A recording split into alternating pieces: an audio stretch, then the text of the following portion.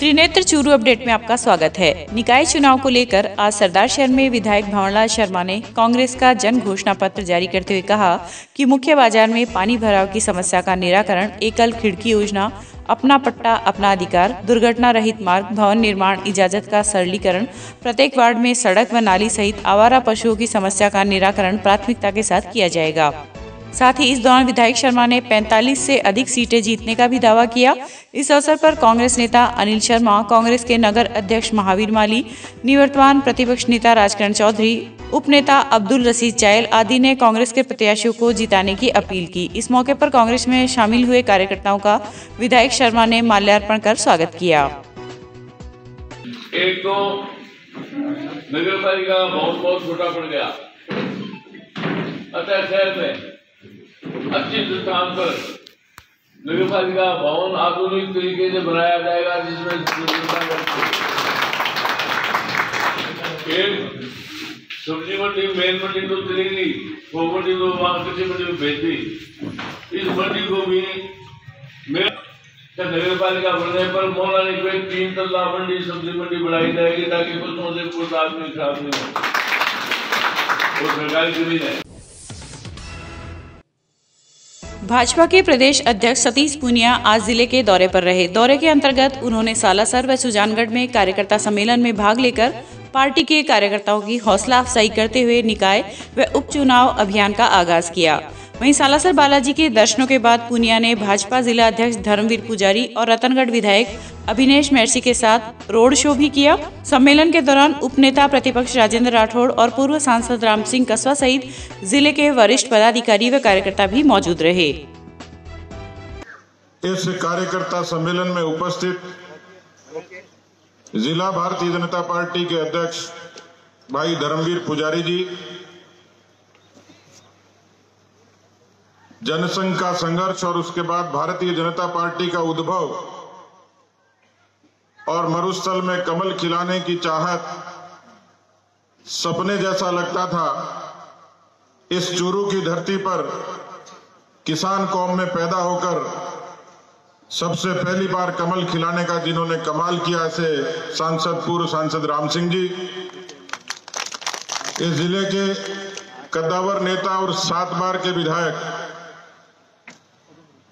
और राजस्थान में जिनको एक अच्छे पार्लियामेंटेरियन के तौर पर जाना जाता है।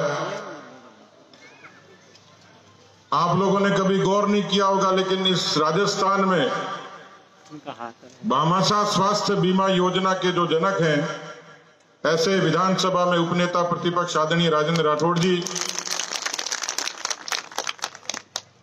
भाई अभिनेश जी, आदरणीय प्रेम सिंह जी। मुझे जब इस चुनाव की चर्चा हुई तो पार्टी के केंद्रीय नेतृत्व ने कहा कि ये चुनाव हर हाल में जीतना, कैसे जीतेंगे। मैंने कहा इस जीत का फार्मूला हमारे पास है। वैसे तो ईश्वर मदद करता है। मैं 93 से 2018 की ट्रैक देख रहा था। 93 में जीते, 98 में हार गए,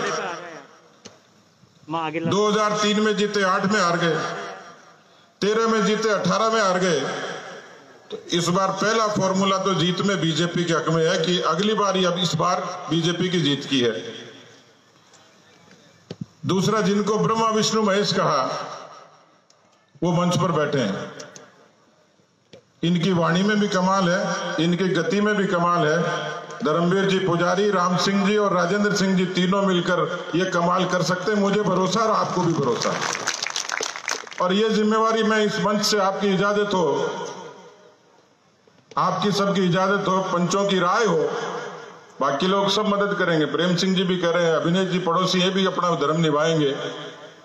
लेकिन मैं आपकी इजाजत हो तो इनके चरणों में यही निवेदन करता हूं कि भारतीय जनता पार्टी की साख के लिए और मोदी जी की बात के लिए आप तीनों लोग ये बीड़ा उठा ले। दुनिया की कोई ताकत बीजेपी को जीतने से रोक नहीं सकती। जिला कलेक्टर सावनमल वर्मा ने आज जिला मुख्यालय स्थित राजकीय डीबी जनरल अस्पताल में कोविड वैक्सीनेशन का निरीक्षण किया। इस मौके पर उन्होंने कहा कि 100% चिकित्साकर्मी पहले ही चरण में टीकाकरण करवाए ताकि हम कोरोना जैसी महामारी से मुक्ति की दिशा में आगे बढ़ सके। उन्होंने कहा कि कोरोना वायरस संक्रमण का खतरा अभी टला नहीं है, इसलिए सभी लोग राज्य सरकार की ओर से जारी प्रोटोकॉल फॉलो करें। इस दौरान जिला मुख्यालय स्थित मेडिकल कॉलेज के प्राचार्य डॉक्टर सीताराम गोठवाल सहित विभिन्न चिकित्सकों एवं चिकित्सा कर्मियों का टीकाकरण किया। जिला कलेक्टर सावनमल वर्मा ने PMO doctor FH Gauri, CMHO doctor Manoj Sharma को आवश्यक निर्देश दिए। यहाँ पिछले 3 दिन से चल रहा है। निश्चित रूप से यहाँ जो हमारा प्रयास है कि जो भी यहाँ चिकित्सा कर्मी है, हेल्थ केयर वर्कर है, सबको 100% टीकाकरण हो। उसमें कुछ एक्सेप्शन दिए हुए हैं। अगर प्रेग्नेंट वुमेन है, लैक्टिंग मदर है या क्रोनिक डिजीज वाले हैं, उनको छोड़ के सब करने। पहले दिन जरूर कम रहे, लेकिन उसके बाद में जो है पीएमओ साहब के और सीएमओ साहब के प्रयास से यहाँ पर जो है 100% करने के प्रयास किए जाने। आज मैं समझता हूँ कि जो रह गए उनको सबको टीकाकरण लगेगा। और जैसा कि जो हमारे प्राचार्य जी हैं ये मेडिकल कॉलेज के, उन्होंने भी लगाया है और हमारे पीएमओ साहब ने भी पहले दिन लगाया था। तो इसके किसी तरह का कोई दुष्प्रचार जो अगर है उस भ्रम में जनता में है तो उसको दूर करना है। किसी तरह का कोई इसमें साइड इफेक्ट नहीं है। हमारे जिले में अभी तक किसी तरह का कोई AFI केस नहीं है और शांति से पूरा कोरोना वैक्सीन का काम चल रहा है। धन्यवाद। कोरोना बीमारी बहुत ही खतरनाक बीमारी आई थी जिसने सारे संसार को हिला के रख दिया था। हमने उसके ऊपर काफी काबू पाया और अब केंद्र सरकार और राज्य सरकार की मदद से वैक्सीनेशन चालू कर दिया गया है। आज मैंने भी लगवाया है। ऐसा कोई साइड इफेक्ट मुझे अभी तक नहीं महसूस हुआ है। हालांकि 10 मिनट में मेरे को लगवाया हुए, फिर भी यहाँ सारी व्यवस्था अच्छी है। कोई भी किसी तरह की कोई प्रॉब्लम नहीं है और टीकाकरण जरूरी है, सबको लगवाना चाहिए। जिसका नंबर आता है उसको, इसके लिए मैं यही कहूँगा कि टीकाकरण का कार्यक्रम को सफल बनाएं। बदलता मौसम का मिजाज लोगों की दैनिक दिनचर्या को प्रभावित कर रहा है। पिछले 3-4 दिनों से तापमान लगातार ऊपर नीचे हो रहा है। आज सुबह की शुरुआत घने कोहरे के साथ हुई, जिससे शहरी सहित ग्रामीण क्षेत्रों में घना कोहरा छाया रहा। जहां ओस की बरसती बूंदें रबी की फसलों के लिए वरदान है, वहीं सरपट दौड़ने वाले वाहनों पर कोहरे का असर दिखाई दिया। वाहन हेडलाइट के सहारे सड़कों पर रेंगते हुए दिखाई दिए। सादुलपुर हिसार बाईपास पर आज 2 ट्रकों की हुई आमने सामने की भिड़ंत में 2 चालक घायल हो गए। वहीं घटना की सूचना मिलते ही ASI राजेंद्र सिंह मैं पुलिस जाब्ते के साथ मौके पर पहुंचे तथा घायलों को एम्बुलेंस की सहायता से अस्पताल पहुंचाया। वहीं घटना के बाद दोनों तरफ वाहनों की लंबी कतारें लग गई। करीब 1 घंटे की कड़ी मशक्कत के बाद पुलिस ने क्रेन की सहायता से दोनों वाहनों को अलग कर जाम खुलवाया।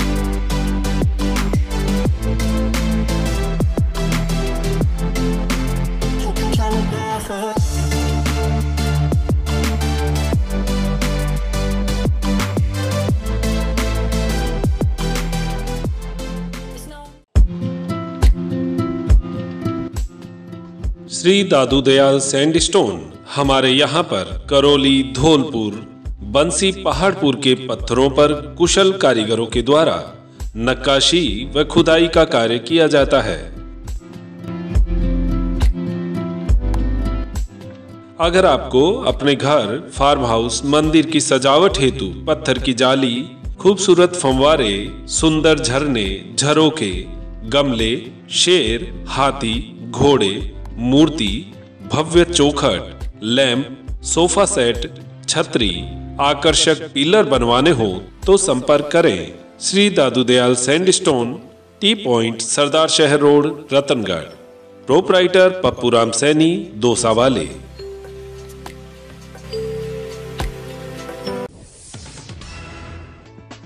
नौजवान सभा के बैनर तले किसानों ने आज दूसरे दिन भी सादुलपुर के मिनी सचिवालय के सामने बकाया बीमा क्लेम एवं अन्य विभिन्न मांगों को लेकर पड़ाव डालकर विरोध प्रदर्शन किया।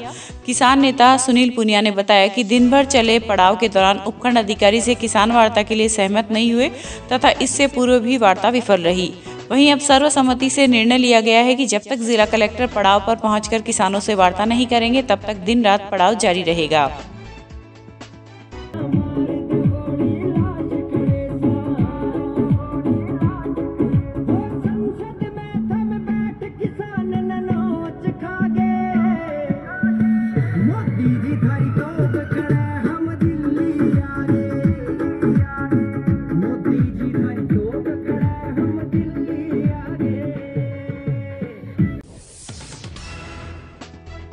चूरू नगर परिषद के पूर्व सभापति गोविंद महंसरिया ने किसान आंदोलन के समर्थन में आज एक गाड़ी खाद्य सामग्री दिल्ली शाहजहां बॉर्डर पर आंदोलन कर रहे किसानों के लिए रवाना की।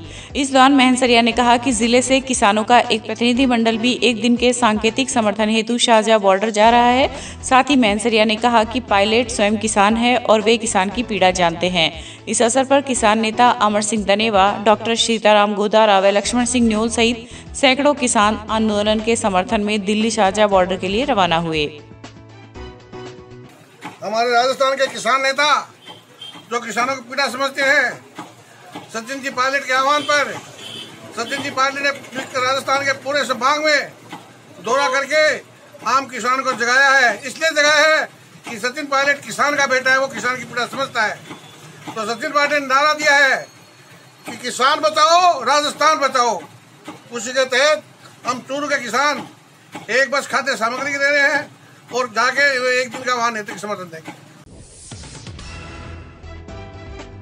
चूरू की बालिका महाविद्यालय में आज डॉक्टर एल.एन. आर्य का महाविद्यालय परिवार के द्वारा स्वागत किया गया। Doctor LN. आर्य को उच्च शिक्षा मंत्री भंवर सिंह भाटी द्वारा एनएसएस में राज्य स्तरीय संस्था पुरस्कार से सम्मानित किया गया है। इसी को लेकर आज महाविद्यालय पहुंचने पर आर्य का महाविद्यालय परिवार के द्वारा स्वागत किया गया।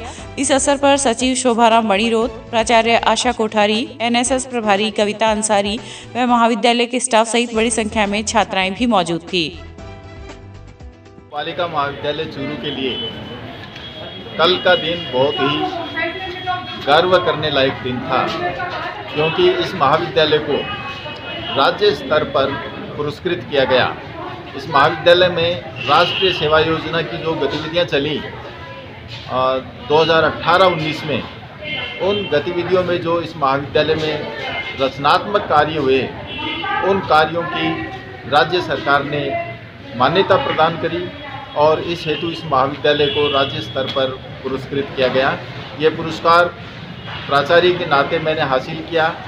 हमारे उच्च शिक्षा मंत्री माननीय भंवर सिंह जी भाटी और आयुक्त कॉलेज शिक्षा श्री संदेश नायक और हमारे उच्च शिक्षा की शासन सचिव डॉक्टर सुचि शर्मा ने ये पुरस्कार इस महाविद्यालय को प्रदान किया।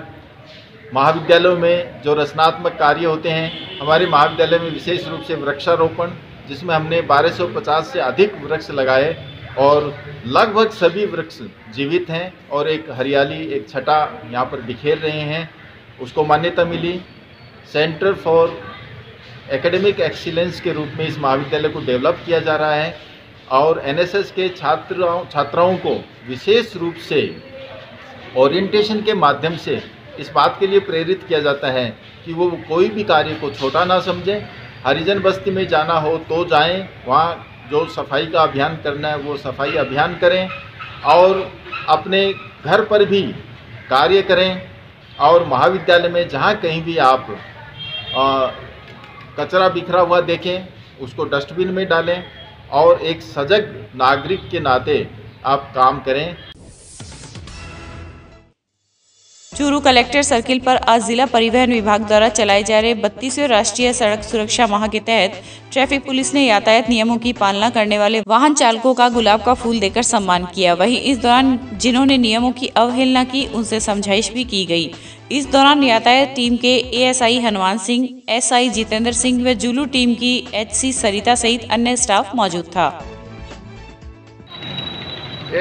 राज्य सरकार के निर्देशानुसार दिनांक 18 जनवरी से और 17 फरवरी तक सड़क सुरक्षा जीवन रक्षा का अभियान चलाया जा रहा है, जिसके तहत हेलमेट लगाना और सीट बेल्ट लगाना, तेज स्पीड से नहीं चलाना, इसके बारे में समझाइश की जा रही है और बाद में नहीं कार्रवाई करने वाले के खिलाफ कार्रवाई की जाएगी।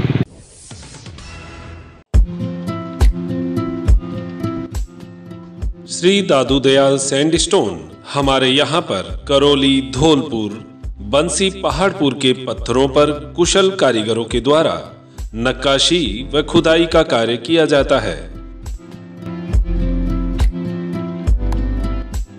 अगर आपको अपने घर, फार्म हाउस, मंदिर की सजावट हेतु पत्थर की जाली, खूबसूरत फंवारे, सुंदर झरने, झरोके, गमले, शेर, हाथी, घोड़े, मूर्ति, भव्य चौखट, लैंप, सोफा सेट, छतरी, आकर्षक पिलर बनवाने हो तो संपर्क करें श्री दादू Dayal sandstone, T point, Sardarshahar road, Ratangarh. Proprietor Pappu Ram Saini, Dausa वाले।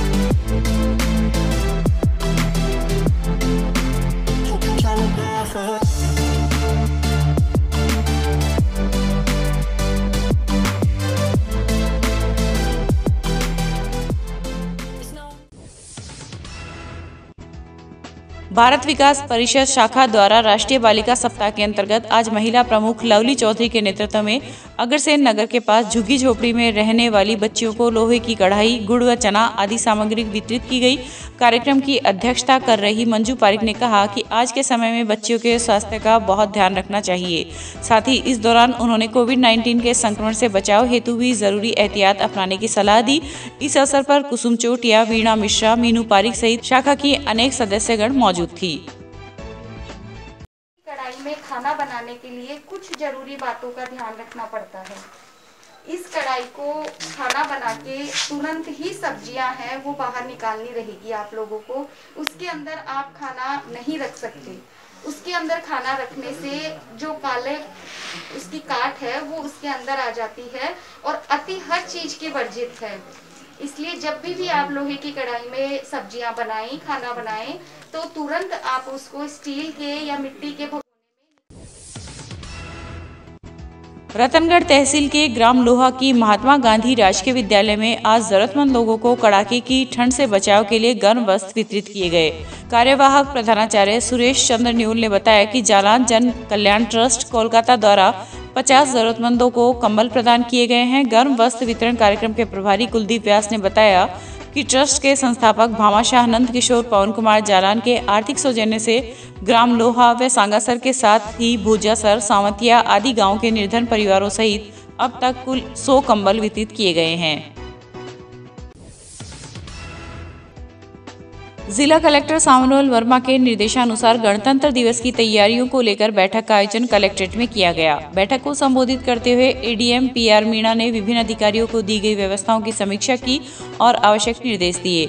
इस दौरान उन्होंने कहा कि समस्त कार्यक्रम के दौरान राज्य सरकार द्वारा जारी गाइडलाइन की पालना करते हुए गरिमामय ढंग से समारोह आयोजित किया जाना चाहिए। उन्होंने बताया कि राज्य सरकार के निर्देशानुसार योग्यता प्रमाण पत्र इस बार नहीं दिए जाएंगे। वहीं बच्चों एवं बुजुर्गों को कार्यक्रम में शामिल नहीं किया जाएगा। उन्होंने बताया कि जिले में समस्त राजकीय भवनों पर ध्वजारोहण किया जाएगा।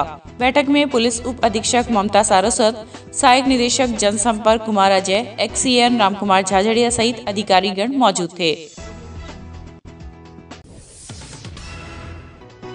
जिले में नगर निकाय आम चुनाव 2021 के अंतर्गत नाम वापसी के अंतिम दिन मंगलवार तक 159 अभ्यर्थियों ने अपने नाम वापस लिए।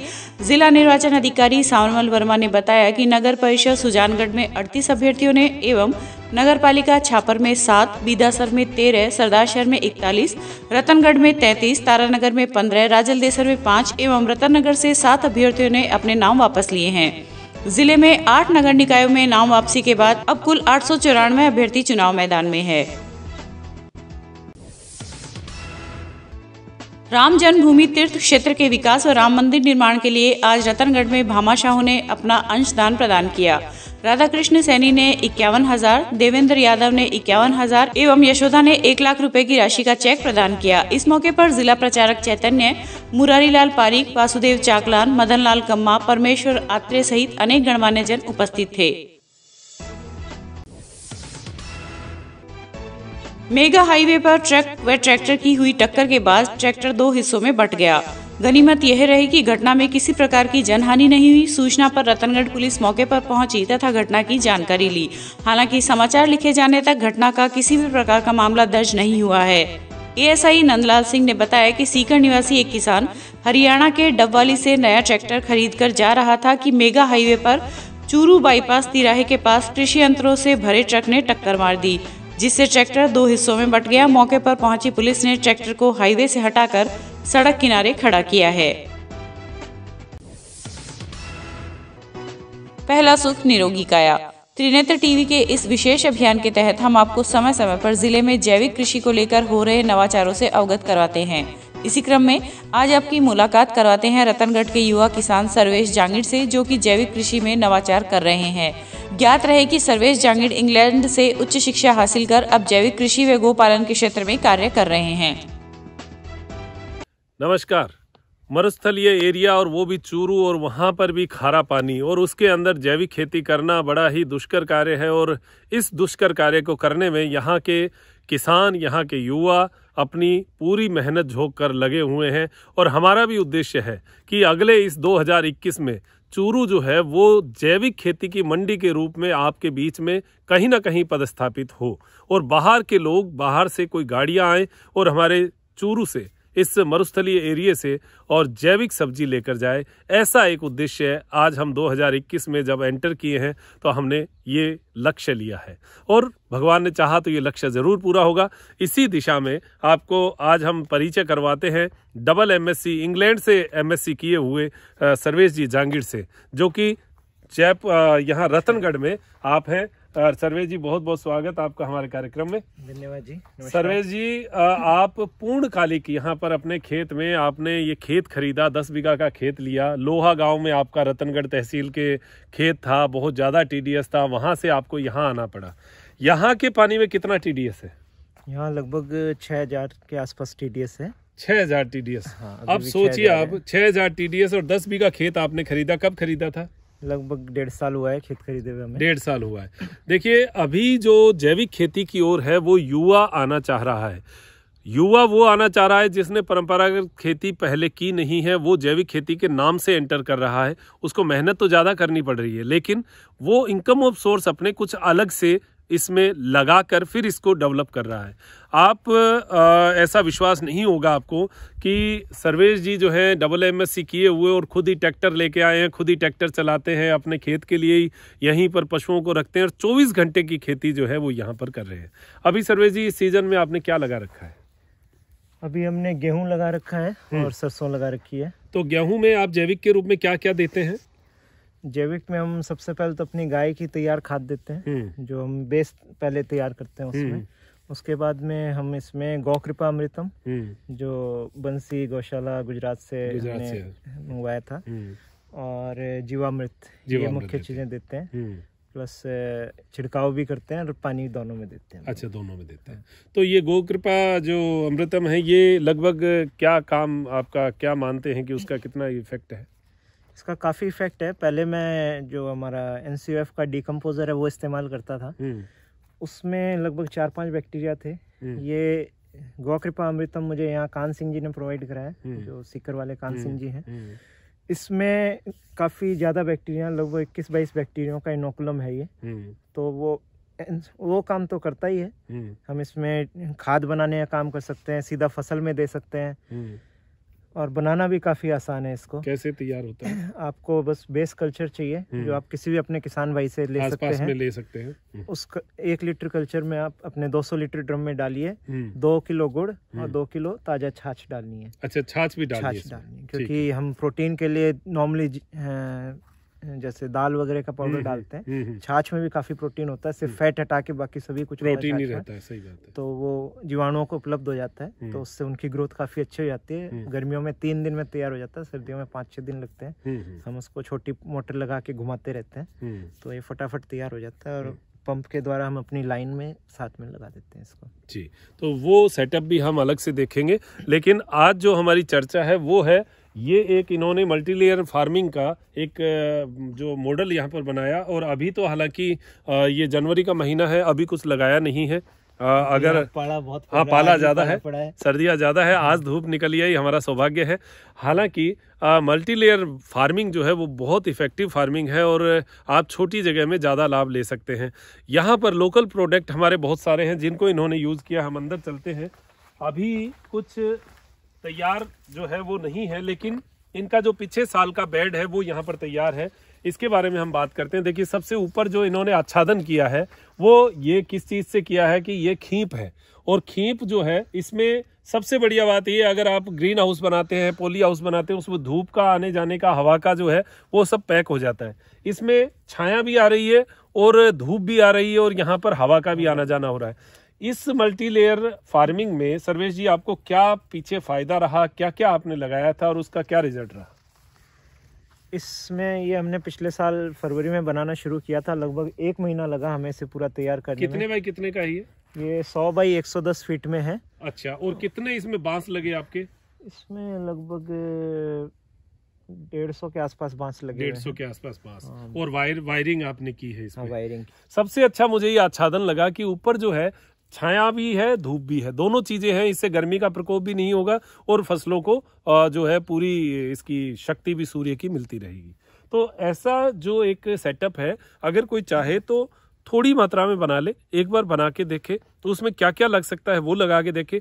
मुझे लगता है सर्वेश जी की गर्मी का जो मई का महीना, जून का महीना रहता है, उस महीने की गर्मी में जो फसलें जल जाती हैं, क्या लगता है आपको, आपने जो किया उस समय जली या बची? नहीं, तब हमारी फसलें बच गई थी। थोड़ा हमें पानी ज्यादा देना पड़ा। पानी तो देना ही होता है, सही लेकिन हमारी फसलें झुलसती नहीं थी, और थोड़ा सा फल में कमी आई थी। अच्छा। लेकिन फसलें झुलसी नहीं और फल लगातार आए थे। कम आए थे पर आए थे। खेत की लोकेशन हम ऊपर से भी दिखाते हैं। देखिए, टीले की एक अपनी सुंदरता होती है खेत में, और बड़ी शानदार जो है 100 फीट लगभग ऊंचाई इस टीले की है। यहाँ से आप खेत देखेंगे नीचे, और ये जो सेटअप लगा रखा है 100 बाई 100 के आसपास का, ये मल्टीलेयर फार्मिंग का एक सेटअप है। तो इस प्रकार से आप भी अपने खेत में एक तैयारी कर सकते हैं, और जैविक करेंगे तभी कहीं ना कहीं जीवन किसान को मिल पाएगा, क्योंकि इससे दोनों हाथों में लड्डू हैं। किसान को भी एक एक्स्ट्रा इनकम मिल सकती है, और जो खाने वाला है उसको एक नया जीवन मिल सकता है। तो दोनों को अगर फ़ायदा लेना है तो जैविक खेती की ओर जाएंगे। और तीसरा सबसे बड़ा फ़ायदा है, हमारी जो गौ माताएँ आज सड़क के ऊपर आवारा स्थिति में आ रही हैं, उनका आशीर्वाद हम सबको मिलेगा। उनका गोमूत्र उनका गोबर हम काम में लेंगे तो हम उनको भी अपने पास रखना शुरू करेंगे। दूध नहीं भी दे तो उस गौ माता का गोबर और गोमूत्र जो है वो हमारी इस खेती से उसकी कीमत निकाल देगा, ऐसा मुझे लगता है। हम लोग प्रयास तो करें, शुरुआत तो करें, तो कम से कम हमारा हर घर जो है, हर खेत जो है वो गौशाला के रूप में डेवलप हो और हम बहुत अच्छा कार्य करें। ऐसी एक शुरुआत आज से ही हम करने का प्रयास कर रहे हैं। तो सर्वेश जी से हमने पूरी जानकारी तो ले ही ली है। सर्वेश जी, आगे जो है आप क्या इसमें प्लान कर रहे हैं, कैसे क्या करना चाहते हैं? हमारा इसमें प्लान है कि हम साथ में जो हम ट्रेडिशनल काम कर रहे हैं, खेती और पशुपालन, उसके साथ में हम लोगों को जागृत भी करें। खास तौर से जो आज हमारा शहरी युवा है उसको प्रेरित करें, तभी हम एक तरह से जैविक उपभोक्ताओं को खड़ा कर पाएंगे जी। खाली जैविक उगाने से नहीं होगा, जब तक वो बिकेगी नहीं तब तक सही बात है, फायदा नहीं है। जो आपने देखा, मैंने पहला यही शब्द किया है कि इसको मंडी बनाएं। हम मंडी बनाएंगे तो बड़ा एरिया, बड़े लोग, बड़ी दूर से लोग आएंगे। अगर हम लोकल रहेंगे तो फिर बाहर का आदमी हमसे नहीं जुड़ेगा। तो बहुत सारे किसान जब करना शुरू करेंगे तब ये मंडी डेवलप होगी। एक किसान करने से कुछ नहीं होगा। हम एक दूसरे के सहयोग से, एक दूसरे को साथ लेकर अगर ऐसा काम करेंगे तो जीवन में जरूर आगे बढ़ेंगे। और सर्वेश जी, आपको हमारी बहुत बहुत शुभकामनाएं हैं कि आप इस जैविक खेती में आए हैं, और अपनी तरफ से कोई और राय देना चाहें तो जरूर दीजिए। जैसा कि आपने बोला कि हमें चूरू को जैविक मंडी बनाना है, तो पहला प्रयास हमें ये करना पड़ेगा कि ज्यादा से ज्यादा फुटफॉल हो इसमें, बाहर से लोग यहाँ आएंगे तभी देखेंगे जी।